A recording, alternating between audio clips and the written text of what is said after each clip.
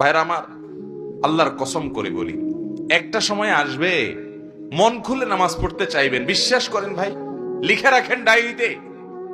আপনাকে যদি আল্লাহ হায়াতে বাঁচিয়ে রাখেন, যুবক ভাইয়েরা, তরুণ ভাইয়েরা, একটা বয়স আসবে মনে চাইবে একটু রবকে মন খুলে সেজদা দেই, একটু লম্বা করে রুকু করি।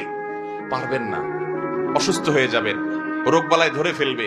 বাবারে, সে সময় আসবে না? বৃদ্ধ মুরব্বীদেরকে, চাচাদেরকে জিজ্ঞাসা করেন, চাইলেও অজু ধরে রাখতে পারে না, নামাজ পড়তে পারে না, চাইলেও পারে না। একটা সময় আসবে চাইবেন, পারবেন না। নামাজটাকে সুন্দর করেন, সময় মতো পড়েন। অনেক রাকাত নামাজ পড়বেন, নফল নামাজ পড়বেন। এটার চাইতে উত্তম হলো ফরজটা পড়লেন, মূল সুন্নত গুলাই পড়লেন, কিন্তু ধীরস্থিরতার সাথে পড়লেন। 10 রাকাত তাড়াহুড়া করে পড়ার চাইতে 2 রাকাত আস্তে আস্তে পড়া অনেক বেশি। নামাজ সুন্দর করবেন তো ইনশাআল্লাহ। আজকে আপনাদেরকে একটা কথা বলে রাখি, আপনারা যখন মসজিদে যাবেন একটু খেয়াল